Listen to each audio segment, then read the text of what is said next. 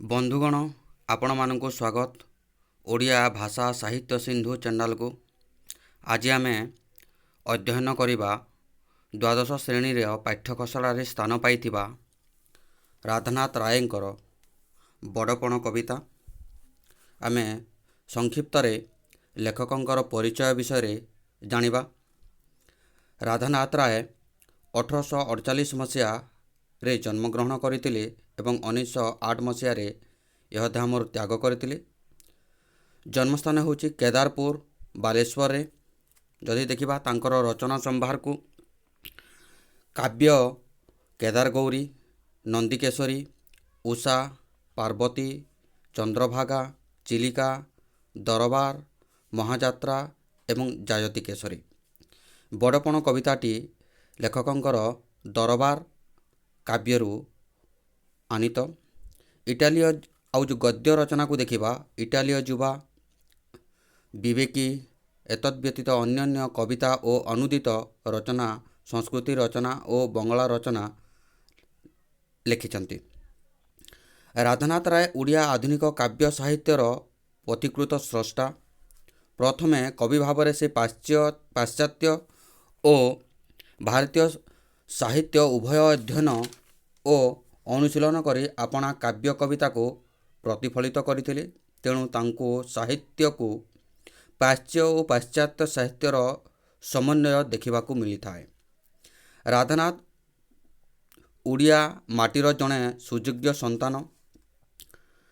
महाकवि सारला दासंग परी से ओडिया माटी, पानी, अरण्य, पर्वत, नदी, समुद्र इत्यादि तीर्थस्थान को अपना काव्यर महत्व स्थान प्रदान करिसंति।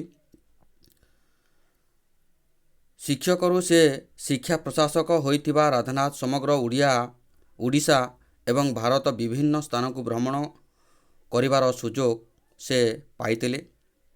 कविवर राधानाथ अपना कवितारे प्रकृति सौंदर्यर अपरूप वर्णना करिसंति। सुखपाठ्य भाषा, सरल सुबोध्य छंदरे जीवनर पार्थव अनुभूति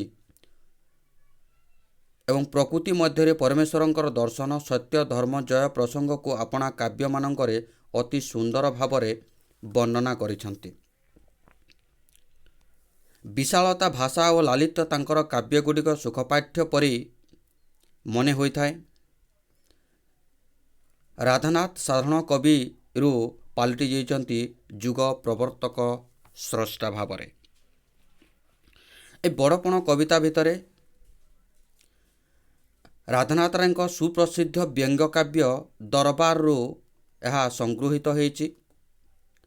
विख्यात नक्षत्र विज्ञानी, ज्योतिर्विद, पठाणी सामंत बा चंद्रशेखर सिंह सामंत को संवर्धित करबा पई कटक बारवाटी दुर्गरे एक दरबार बसीथिला।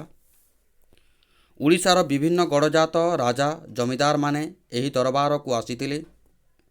सेही राजा और राज कर्मचारी मानकर असार अहंकार कवि राधानाथଙ୍କ ପାଇଁ असह्य होइछि।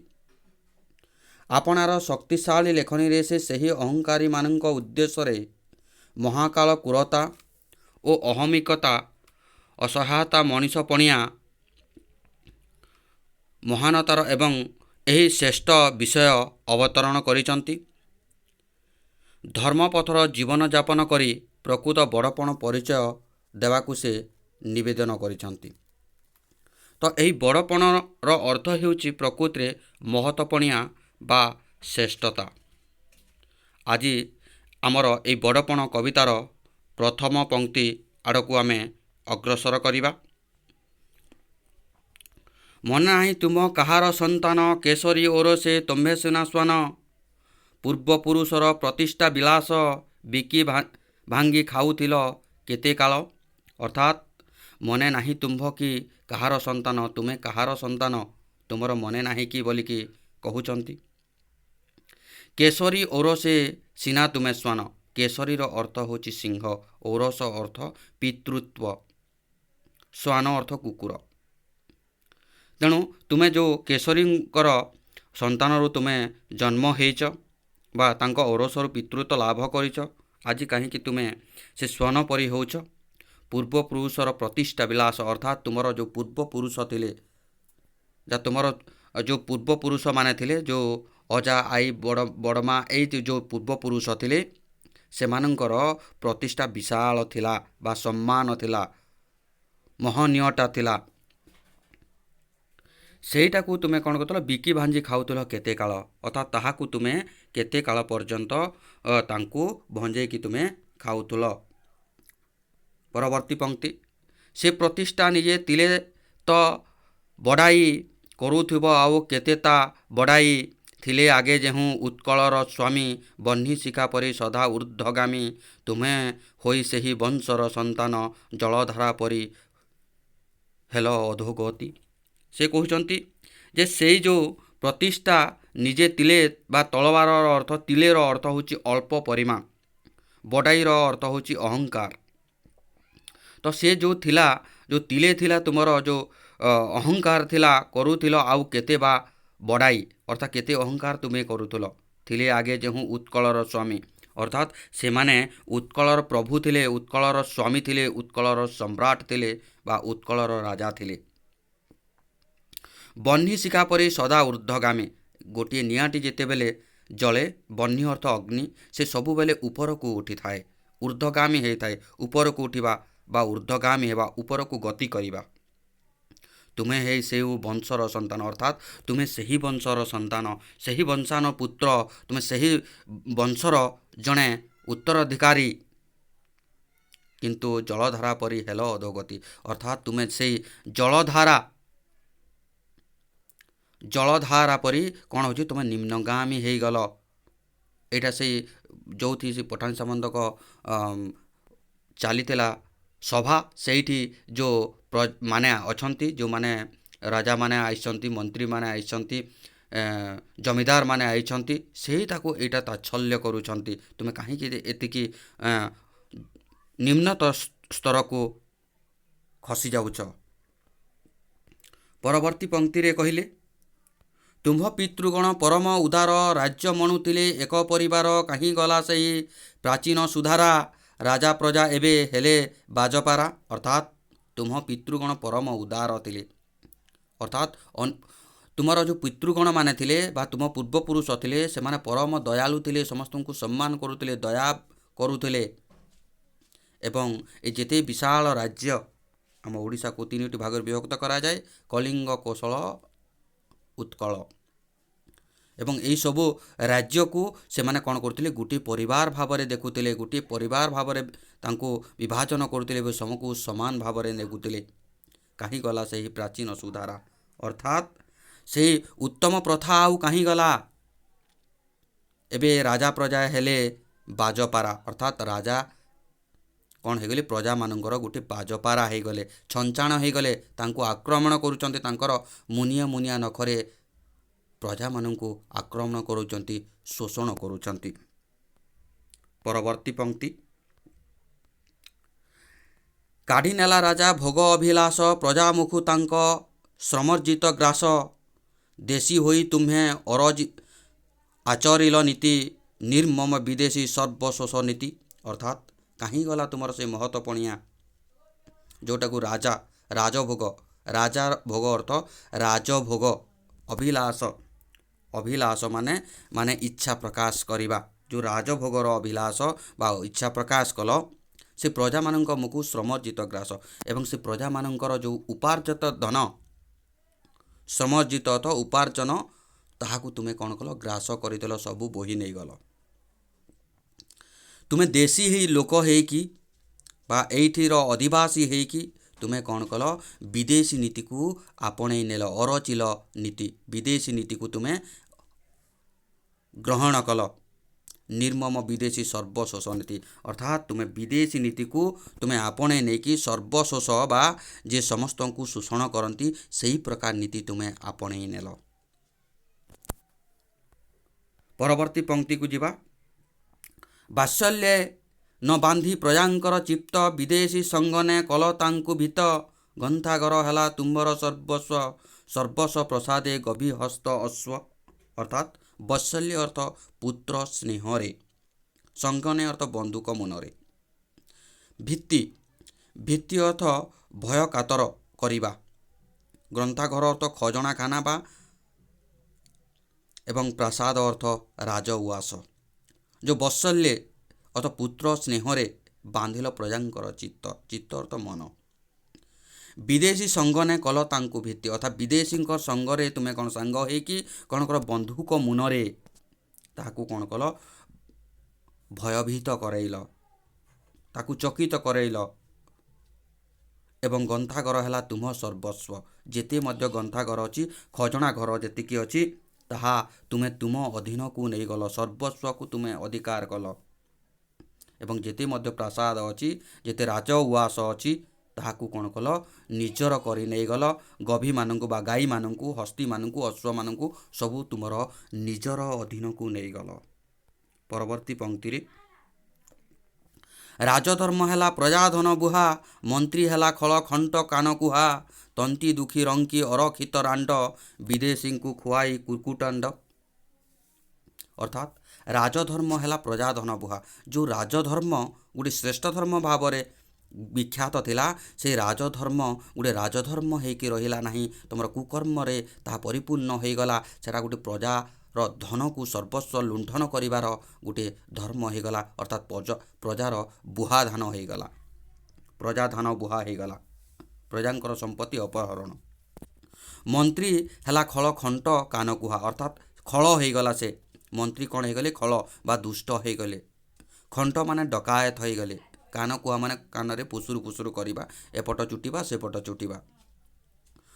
ତଣ୍ଟି ଦୁଃଖୀ ରଙ୍କି ଅରକ୍ଷିତ ରାଣ୍ଡ, ଅର୍ଥାତ୍ ତଣ୍ଟି, ତଣ୍ଟିର ଅର୍ଥ ଠକି ନେଇଯିବା ବା କଷ୍ଟ ଦେବା। ରାଣ୍ଡ ଅର୍ଥ ବିଧବା।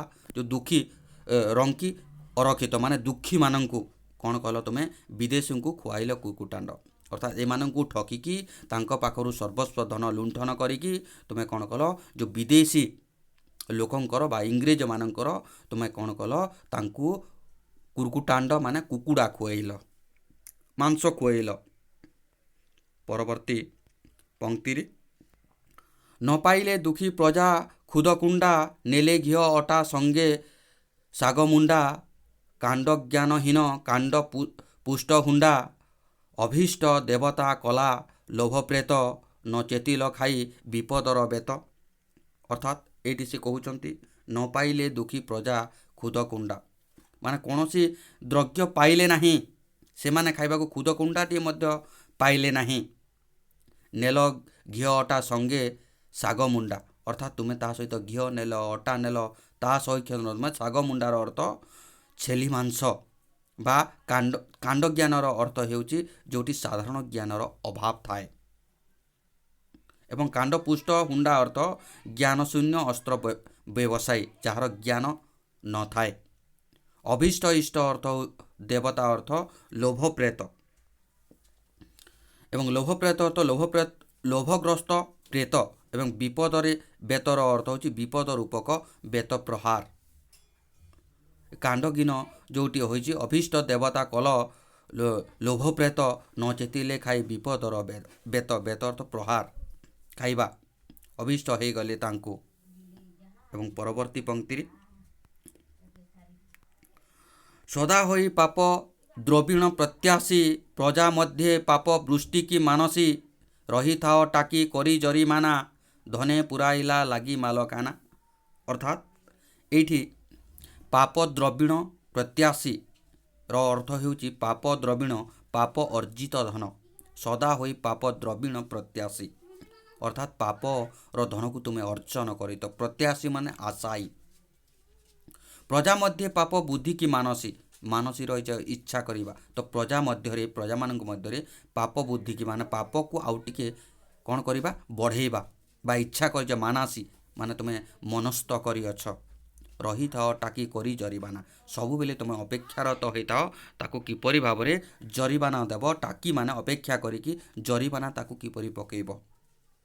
ଏବଂ ସେ ଜରିମାନା ପକାଇଲେ ଧନ ପୁରାଇଲ ଲାଗି ମାଲକାନା, ସେଇଠାକୁ ନେଇକି ତୁମେ କ'ଣ କରୁଛ, ଗୋଟେ ମାଲଖାନା ବା ଯେଉଁଠିକି ଧନ ସମ୍ପତ୍ତି ରହେ, ଯାହାକୁ ଆମେ ତେଜରୀ ବୋଲି କହିଥାଉ, ସେଇଠିକି ନେଇକି ତୁମେ ଧନ ସମ୍ପଦ ନେଇକି ଠୁଳ କରିଛ। ପରବର୍ତ୍ତୀ ପଂକ୍ତିରେ କହିଲେ ଧନର ଲାଲସେ ଜାଗ୍ରତେ ସ୍ୱପନେ, ଧନ ବିନୁ ନାହିଁ ଆନ ଚିନ୍ତା ମନେ ଧନର ସାଫଲ୍ୟ ସୁବ୍ୟୟ କେବଳ ଯକ୍ଷ ପ୍ରାୟେ ତାକୁ ଜଗି କେଉଁ ଫଲ। ଏଠି ସେ କହୁଛନ୍ତି ଜାଗ୍ରତେ ସପନେ ଅର୍ଥାତ୍ ସବୁବେଳେ ସ୍ୱପ୍ନରେ ଜଗି ରହିଥିବା ଲୋକ ହେଉଛନ୍ତି ଯେ ଜାଗ୍ରତେ ସ୍ୱପ୍ନେ ଧନ ଲାଲସେ ଧନର ପାଇବା ଆଶାରେ ଲାଲସା କ'ଣ କଲେ ତୁମେ ସବୁବେଳେ ଶୟନେ ଆର୍ ଜାଗରଣେ ତୁମେ ସବୁବେଳେ ଜଗି ରହିଲ। ଧନ ବିନୁ ନାହିଁ ଆଉ ଅନ୍ୟ ଚିନ୍ତା ବା ଧନ ବିନୁ ତୁମେ ଆଉ କୌଣସି ଚିନ୍ତା ମଧ୍ୟ ମନ ଭିତରେ କରିପାରିଲ ନାହିଁ। ଧନର ସାଫଲ୍ୟ ସୁବ୍ୟୟ କେବଳ ଧନର ସାଫଲ୍ୟ ମାନେ ସାଫଲ୍ୟ ତ ସଫଳତା ସେଇ ଧନକୁ ଯେତେବେଳେ ତୁମେ ଅର୍ଜନ କର ଯଦି ସୁବ୍ୟୟ କରାଯାଏ ଭଲ ଉତ୍ତମ ବ୍ୟୟ ଯଦି କରାଯାଏ ତାହେଲେ ତାହା ସେହି ଧନର ମୂଲ୍ୟ ରହେ। ଏବଂ ଏଇଠି କ'ଣ ଯକ୍ଷର ଅର୍ଥ ଧନକୁ ଜଗି ରହିଥିବା ଉପଦେବତା ଯାହାକୁ ଆମେ କୁବେର କହିଥାଉ। ଯକ୍ଷ ପେୟ ତାକୁ ଜଗି କେଉଁ ଫଳ ତାକୁ ଯଦି ତୁମେ ସେଇଟାକୁ ଧନକୁ ରଖିକି ତୁମେ ଯଦି ତାହାର ସୁବ୍ୟୟ କଲ ନାହିଁ ତାଙ୍କୁ କୁବେର ଦେବତା ଯେପରି ଭାବରେ ଇଏ କରନ୍ତି ସେଇଟାକୁ ତୁମେ ଜଗି ରହିଲ ତାହାକୁ ରଖିଲେ ଫଳ କ'ଣ ହେବ କିଛି ଲାଭ ହେବ ନାହିଁ। ପରବର୍ତ୍ତୀ ପଂକ୍ତିରେ କହିଲେ ମଞ୍ଚେ କେତେ ଆସି କେତେ ଗଲେ ଭାଇ କିଏ ନେଇଗଲା କି ଧନ ମୁଣ୍ଡାଇ ପଡ଼ିତ ରହିଲା ପଛେ ହାତୀ ଗୋଡ଼ା ପଡ଼ିତ ରହିଲା ସୁନାରୂପ ତୋଡ଼ା ପଡ଼ିତ ରହିଲା ରତନ ଭାସ୍ୱର କୁବେର ଭଣ୍ଡାର ସମଗ୍ରନ୍ଥାଗାର। ଏଠି କହିଛନ୍ତି ମଞ୍ଚେ ମାନେ ଦୁଆରରେ ଯେଉଁ ଦୁଆରରେ ପଡ଼ିଥିବା ରଙ୍ଗମଞ୍ଚରେ କ'ଣ ହେଇଛି କେତେ ଯାଉଛନ୍ତି କେତେ ଯାଉଛି ସାରା ପୃଥିବୀ ଯଦି ଗୋଟେ ରଙ୍ଗମଞ୍ଚ ହୁଏ ସମସ୍ତ କେତେ ଲୋକ ଆସୁଛନ୍ତି ଏଇଠି ଅଭିନୟ ସାରିକି ଚାଲି ଯାଉଛନ୍ତି କେହି ମଧ୍ୟ ଧନ ଟିକେ ମଧ୍ୟ ନେବେ ନାହିଁ। ଭାଇ କିଏ ନେଇଗଲା କିଏ ଧନ ମୁଣ୍ଡା କିଏ କେତେ ବା ନେଇକି ଯାଉଛି କାହାକୁ ଆସିଛୁ ଲଙ୍ଗଳା ଯିବୁ ତୁ ଲଙ୍ଗଳା କିଏ ଏଇଠି ମରିଗଲା ପରେ କିଏ କାହାକୁ ନେଇକି ଯିବେ ନାହିଁ। ତେଣୁ ଯେଉଁ ମଞ୍ଚମଣ୍ଡଳରେ ଆମେ ଜନ୍ମଗ୍ରହଣ କରିଛେ ବା ମଞ୍ଚରେ ଯେଉଁ ଅଭିନୟ କରୁଛେ ସେହି ଅଭିନୟ ସରିଲା ପରେ ଆମେ ରେ ବାହୁଡ଼ି ଯିବେ ଆମେ ଧନ ସମ୍ପତ୍ତି କିଏ ବା ମୁଣ୍ଡେଇକି ନେବ କିଏ ବୋହିକି ନେବ।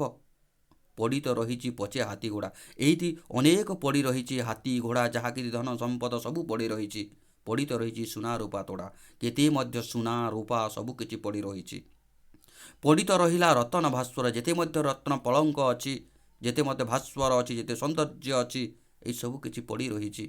କିପରି ପଡ଼ି ରହିଛି କୁବେର ଭଣ୍ଡାର ସମଗ୍ରନ୍ଥାଗାର ଅର୍ଥାତ୍ ଧାରାଖଣ୍ଡ ବା ଦେଶରେ ଯେଉଁ କୁବେର ଭଣ୍ଡାର ଅଛି ଗ୍ରନ୍ଥାଘର ବା ଟେଜିରି ସେଇଠି ସବୁକିଛି ପଡ଼ି ରହିଛି ବୋଲିକି ଏହି ପଂକ୍ତି ଭିତରେ ରାଧାନାଥ ରାୟ କହୁଛନ୍ତି। ପରବର୍ତ୍ତୀ ପଂକ୍ତିରେ ଜାଣିବାକୁ ଆଉ ନାହିଁ ଧରାଖଣ୍ଡ ବୋଲି କଲେ ଯେଉଁ ଅଶ୍ରୁସିକ୍ତ ଗଣ୍ଡ ମଳାବେଲେ ବିଶ୍ୱ ବିଜୟୀ ସ୍କନ୍ଦର କି କହିଥିଲେ ତା ଚିତ୍ତେ ଥରେ ଧର ଅର୍ଥାତ୍ ଆଶୁଶକ୍ତି ଗଣ୍ଡ ମାନେ ଲୁହ ବହିବାରୁ ସ୍କନ୍ଦର ଅର୍ଥ ଗ୍ରୀକ୍ ବୀର ଆଲେକ୍ଜାଣ୍ଡାର ଏବଂ ଚିତ୍ତେ ଅର୍ଥ ହୃଦୟରେ ଜାଣିବାକୁ ଆହି ନାହିଁ ଧରାଖଣ୍ଡ ଏହି ଧରାଖଣ୍ଡରେ ଆଉ ଜାଣିବାକୁ ନାହିଁ ବୋଲି କଲେ ଯେଉଁ ଅଶ୍ରୁସିକ୍ତ ଗଣ୍ଡ ଅର୍ଥାତ୍ ଯେଉଁଟାକି ଲୁହା ବୁହା ଝାଳ ବହିବାର କଥା ସେ କହିଛନ୍ତି। ମଲାବେଳେ ଯେଉଁ ମୃତ୍ୟୁ ସମୟରେ ବିଶ୍ୱ ବିଜୟୀ ସ୍କନ୍ଦର ଅର୍ଥାତ୍ ଯେ ବିଶ୍ୱକୁ ବିଜୟ କରିଥିଲେ ସେ ହେଉଛନ୍ତି ଗ୍ରୀକ୍ ବୀର ଆଲେକ୍ଜାଣ୍ଡାର। କ'ଣ କଲେ କି କହିଲେ ତା ଚିତ୍ତେ ଥରେ ଧର ଅର୍ଥାତ୍ ତାକୁ ଟିକେ ତୁମେ ଚିତ୍ତରେ ଅର୍ଥ ହୃଦୟ ଧର ବୋଲିକି ତାଙ୍କର କଥାକୁ ଥରେ ମନେ ପକାଅ ବୋଲିକି ସେ ଏଇଠି କହୁଛନ୍ତି ଆଲେକ୍ଜାଣ୍ଡାର କଥାକୁ। ପରବର୍ତ୍ତୀ ପଂକ୍ତିରେ ବୋଇଲେ ଏ ପ୍ରାଣ ଗଲେ ପିଣ୍ଡ ଛାଡ଼ି ନେବେ ଯେବେ ମୋତେ କୋକେଇରେ କାଢ଼ି ଦେଇଥିବ ତହିଁ ମୋସବ ଶୁଆଇ ବେନି ପାଶେ ବେନି କରକୁ ଝୁଲାଇ ଯା ଦେଖି ଜାଣିବେ ଜଗତେ ସମସ୍ତେ ଆସିଥିଲି ଫେରି ଗଲି ଶୂନ୍ୟ ହସ୍ତେ ଅର୍ଥାତ୍ ଯେତେବେଳେ ବୋଇଲେ ଯେତେବେଳେ ମୋ ଏଇ ପ୍ରାଣଟି ଚାଡ଼ିଯିବ ଏ ହୃଦୟରୁ ବା ଶରୀର ଭିତରୁ ପ୍ରାଣଟି ତ୍ୟାଗ କରିବ କ'ଣ କରିବ ମୋର ଏ ପ୍ରାଣ ଗଲେ ପିଣ୍ଡରୁ ଛାଡ଼ି ଅର୍ଥାତ୍ ମୋ ଶରୀର ଭିତରୁ ଯଦି ମୋ ପ୍ରାଣଟି ଛାଡ଼ିଯାଏ ତେବେ ମୋତେ କୋକେଇରେ ବା ଚାରିଖଣ୍ଡ କାଠରେ ଯେଉଁ କୋକେଇ ତିଆରି କରେ ସେଇ କୋକେଇରେ ମୋତେ ନେଇଯିବ ତାକୁ କୋକେଇକି ନେଇଯିବ କାଢ଼ିକି ନେଇଯିବ ଦେଇଥିବ ତହିଁ ମୋ ଶବ ଶୁଆଇ, ଅର୍ଥାତ୍ ସେହି ଶବକୁ, ମୋ ମୃତଦେହକୁ ସେ କୋକେଇରେ ଶୋଇ ଦେଇଥିବ। ବେନି ପାଶେ ବେନି କରକୁ ଜଲାଇ, ଆଉ ବେନି ପାଶରେ ଉଭୟ ବେନି ପାଶେ ଅର୍ଥାତ୍ ଦୁହି ପାଖରେ ମୋ କ'ଣ କରିବ, କରକୁ ଝୁଲେଇ ଦେଇଥିବ। ଯାହା ଦେଖି ଜାଣିବେ ଜଗତ ସମସ୍ତେ, ଯାହା ସେଇଟାକୁ ଦେଖିକି ଜଗତର ସମସ୍ତ ଲୋକ ଜାଣିବେ, ଅବଗତ ହେବେ ଯେ ମୁଁ କ'ଣ ବା ନେଇକି ଆସିଥିଲି ଆର୍ କ'ଣ ବା ନେଇକି ଯାଉଛି। ଆସିଥିଲି ଫେରିଗଲି ଶୂନ୍ୟ ହସ୍ତେ, ମୁଁ ଯେମିତି ଆସିଥିଲି ମୁଁ ସେମିତି ହିଁ ଫେରିଗଲି। ଏଇଟାକୁ ଟିକେ ଜଣେଇବେ ବୋଲିକି ସେ କହୁଛନ୍ତି। ପରବର୍ତ୍ତୀ ପଂକ୍ତି, ଏହି ମହାକାବ୍ୟ ମନେ ମନେ ହେଜି, ସତ୍ୱଗୁଣ ଭଜ ଲୋଭ ମଦ ତେଜି, ଅକାରଣେ କିମ୍ପା ତଣ୍ଟି ଅରକ୍ଷିତ, ଅଳ୍ପ ଦିନ ପାଇଁ ସଞ୍ଚୁଚ ଚିତ୍ତ। ସେ କହୁଛନ୍ତି ଯେ ଏହି ମହାକାବ୍ୟ ମନେ ମନେକୁ ତୁମେ ଟିକେ ସ୍ମରଣ କରିବ, ହେଜିବ, ତାକୁ ମନେ ପକାଇବ ଏବଂ ସତ୍ୱଗୁଣ ଭଜ ଲୋକ ମଦ ତେଜି, ଭଲ ଗୁଣକୁ ତୁମେ ବା ସଦ୍ଗୁଣକୁ ତୁମେ ସ୍ମରଣ କର, ଭଲ ଗୁଣକୁ ତୁମେ ଆପଣେଇ ନିଅ ଏବଂ ଭଲ ଖରାପ ଗୁଣ ଯାହା ଅଛି ତାକୁ ପରିତ୍ୟାଗ କର ଏବଂ ମଦ ମାଂସରେ ତାହାକୁ ତୁମେ ବର୍ଜନ କର, ତ୍ୟାଗ କର। ଅକାରଣ କିମ୍ବା ତଣ୍ଟି ଅରକ୍ଷିତ, ଅର୍ଥାତ୍ ଅକାରଣ କାରଣ ନଥାଇକି କାହିଁକି ତୁମେ ତାଙ୍କୁ ଶୋଷଣ କରୁଛ, ଅରକ୍ଷିତମାନଙ୍କୁ, ଅସହାୟ ବ୍ୟକ୍ତିମାନଙ୍କୁ। ଏବଂ ଅଳ୍ପ ଦିନ ପାଇଁ ସଞ୍ଚୁଅଛ ଚିତ୍ତ, ଅଳ୍ପ ଦିନ କିଛି ଦିନ ପାଇଁ ତୁମେ କାହିଁକି ଧନକୁ ଅର୍ଜନ କରୁଛ। ଏହିପରି କଥା ଏହି ପଂକ୍ତି ପର୍ଯ୍ୟନ୍ତ କହିଛନ୍ତି ଏବଂ ଆମେ ପରବର୍ତ୍ତୀ କ୍ଲାସ୍ରେ ଯେଉଁ ପରବର୍ତ୍ତୀ ପଂକ୍ତିମାନେ ଅଛି ଆମେ ଆଲୋଚନା ବିଷୟବସ୍ତୁକୁ ନେବା। ତେଣୁ ମୋ ଚ୍ୟାନେଲକୁ ଦେଖିଥିବାରୁ ସମସ୍ତଙ୍କୁ ଧନ୍ୟବାଦ। ରହୁଛି, ନମସ୍କାର।